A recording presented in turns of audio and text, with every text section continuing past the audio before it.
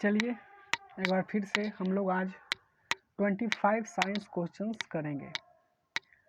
मुझे पता है कि यह क्वेश्चन अबाउट 25 क्वेश्चन है, लेकिन मुझे विश्वास है कि आप लोग 20 क्वेश्चन कर जाइएगा, क्योंकि ये बहुत ही सिंपल क्वेश्चन है और हर एग्ज़ाम में पूछा गया है और ये बहुत ही वायरल क्वेश्चन है।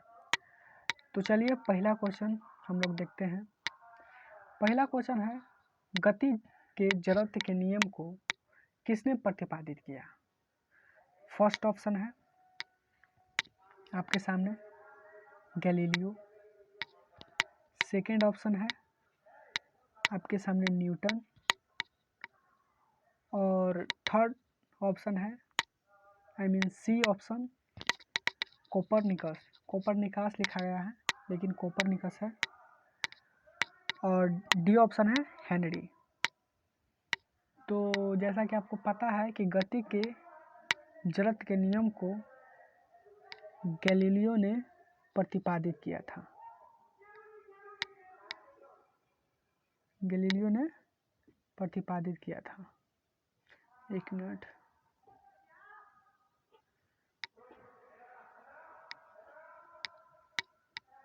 गैलीलियो ने प्रतिपादित किया था। आपको याद रखने के लिए एक क्वेश्चन और बता देता हूँ कि गति के जड़त्व के नियम को फर्स्ट लॉ भी कहा जाता है।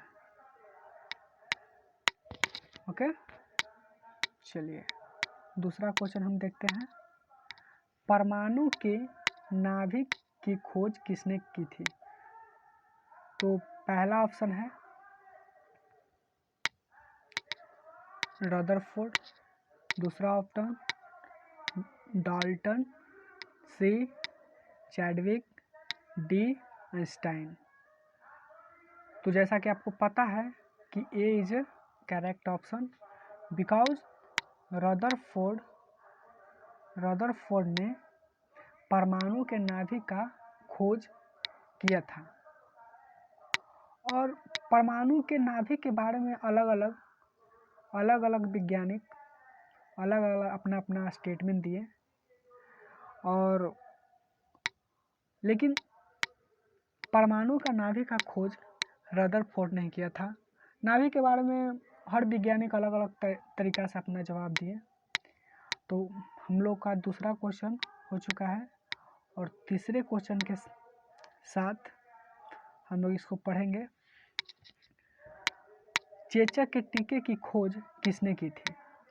तो जैसा कि आपका ऑप्शन दिया हुआ है, पहला इंग्लिश में लिखा गया है, लेकिन पहला ऑप्शन है एडवर्ड जेनर, दूसरा विलियम हार्वे और C Joseph Lister and D Newton. तो आपको जवाब देना है। तो इस क्वेश्चन नंबर 3 का आंसर है एडवर्ड जेनर ने, विलियम हार्वे नहीं थे। और न्यूटन ने तो गति का नियम दिया था, तो ये नहीं होगा। तो हमारा A is correct option, the question number of 3। And the next question is that, अगला क्वेश्चन मैं आपको ले जाना चाहता हूँ, एक्स-रे की खोज किसने की थी? तो आपके सामने ऑप्शन है, पहला रॉबर्ट हुक, दूसरा WC रोंटगन एंड सी आर्यभट्ट और डी हरगोविंद खुराना। तो एक्स-रे का खोज WCB रोंटगन ने किया था। तो B is correct option, the question number of 4। और 5 क्वेश्चन के पास चलते हैं। अनुवांशिक कोड की खोज किसने की थी? तो पहला ऑप्शन है आपके सामने हरगोविंद खुराना, CV रमन, सी न्यूटन और आपके सामने डी आर्यभट्ट। तो आपको बताना चाहता हूँ कि A is a correct option because Hargobind Khorana ने ही अनुवांशिकी कोड की खोज की थी। एंड 6 क्वेश्चन, कवकों का अध्ययन क्या कहलाता है। इस प्रकार का क्वेश्चन कभी कभी रेलवे में भी पूछता है, कवकों का अध्ययन क्या कहलाता है और सवालों का अध्ययन क्या कहलाता है। तो मैं आपको बता देना चाहता हूँ कि फर्स्ट क्वेश्चन 6 क्वेश्चन का first option A mycology, nephrology, biology, zoology. तो आपको ध्यान देना चाहता हूँ कि A is a correct option, क्योंकि माइकोलॉजी कवकों का अध्ययन कहा जाता है। और 5 क्वेश्चन हुआ और रिपीट हो गया है, नंबर रिपीट हुआ है लेकिन क्वेश्चंस ज़्यादा है। इसका मतलब 7 की जगह 6 लिखा गया है। चलिए समझ सकते हैं 7 है, लेकिन कुछ समय के लिए हम लोग मान लेते हैं कि 6 ही क्वेश्चन है, ऐसे एक ज़्यादा है इसमें। चलिए, आधुनिक वर्गीकरण का पिता किसे कहा जाता है। तो आधुनिक वर्गीकरण का पिता, फर्स्ट ऑप्शन लमार्को, सेकेंड ऑप्शन अरस्तु, सी डार्विन एंड डी लिनियस। तो आधुनिक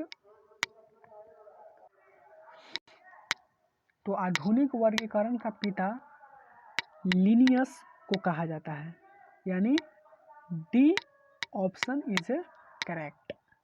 चलिए हम लोग अब 7 क्वेश्चन के पास आते हैं। कोशिका के अध्ययन कहलाता है। तो आपके ये गलत इतना दूर हो गया है, इसको हम हटा देते हैं, एक्स्ट्रा वर्ड जुड़ गया है, क्या लिखा हुआ है हैंग में।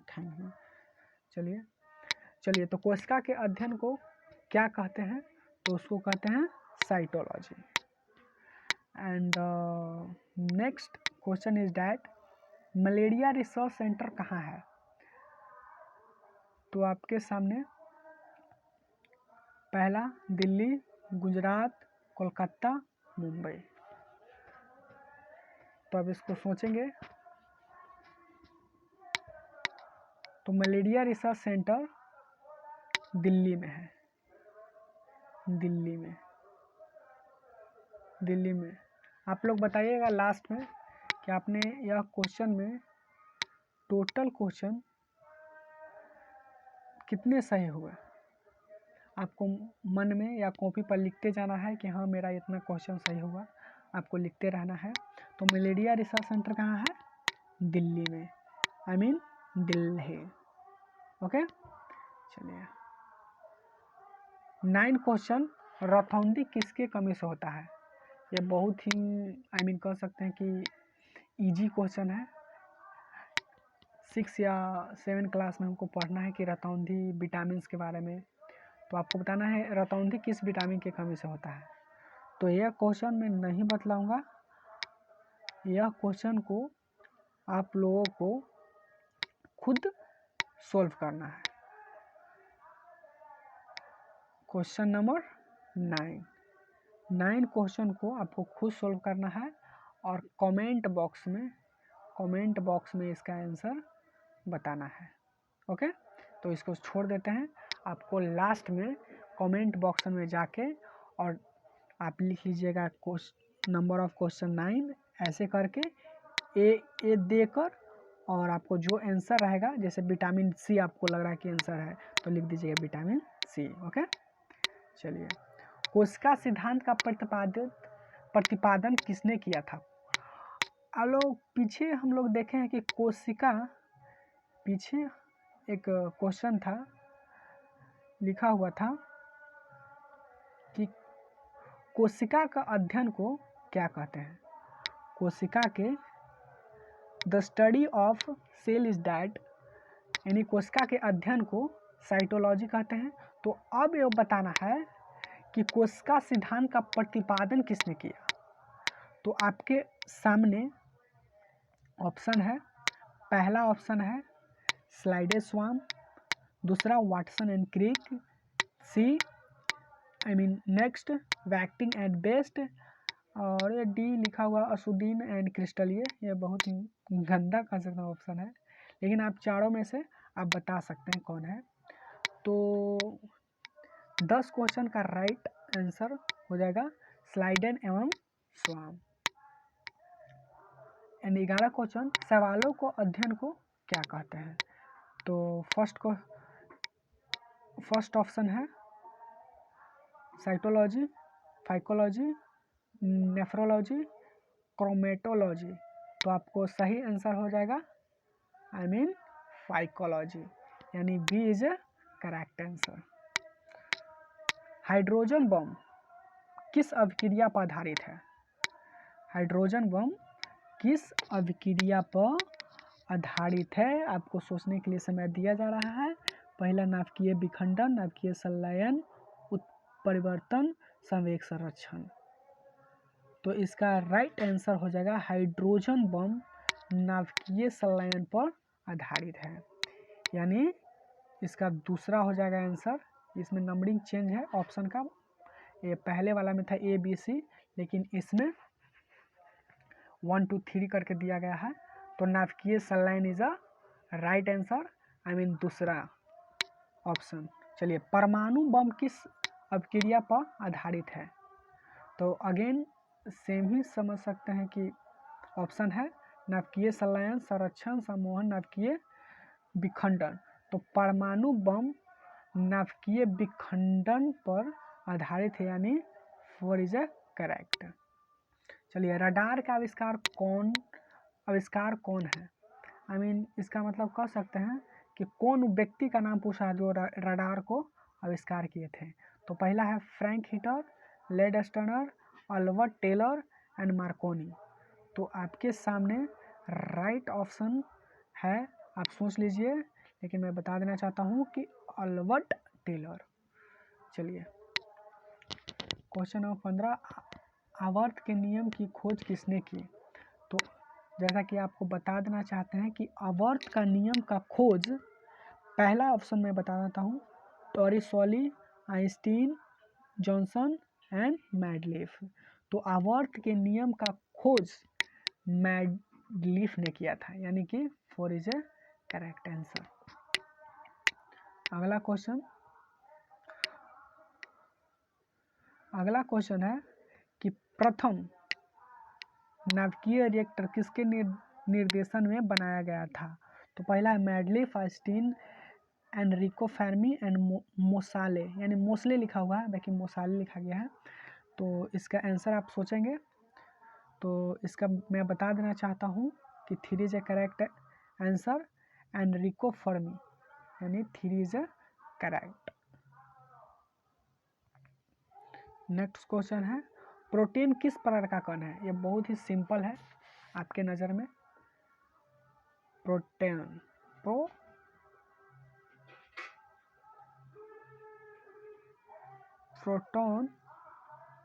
प्रोटॉन किस प्रकार का कण है। तो आपको ऑप्शन दिया गया है, आप बता सकते हैं। पहला आवेशहीन, धन आवेशयुक्त, ऋण आवेशयुक्त, कोई नहीं, इनमें से कह सकते हैं नॉन ऑफ दीज।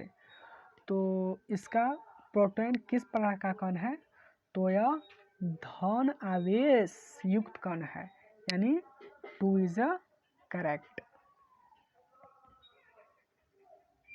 चलिए, एंड 18 क्वेश्चन आपके सामने है,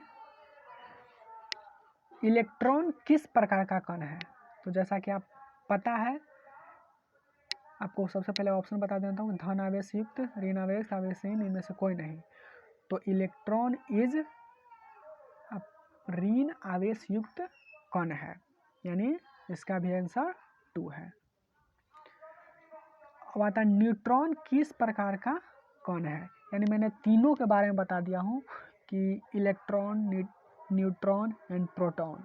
proton positive, neutron negative and neutron आपके सामने ऑप्शन दिया हुआ है, आप बता सकते हैं। पहला धन आवेश, ऋण आवेश, आवेशहीन, कोई नहीं। तो न्यूट्रॉन आवेशहीन है, यानी 3। क्वांटम सिद्धांत किसने दिया था? तो पहला ऑप्शन आपके सामने है क्वांटम सिद्धांत, पहला Einstein, Newton, madam Curie and Max Planck. तो आपको पता होगा कि क्वांटम सिद्धांत मैक्स प्लैंक दिए थे। मैक्स प्लैंक यानी 4 इज करेक्ट। 21 नंबर, पोलियो के टीका का खोज किसने किया था? पोलियो का टीका का खोज किसने किया था? तो पहला जॉन ई साल्क, आइंस्टीन, पावली, न्यूटन। तो इसका करेक्ट आंसर हो जाएगा जॉन ई साल्क यानी 1 इज अ करेक्ट आंसर। और 22 क्वेश्चन है, वायरस का अध्ययन कहलाता है?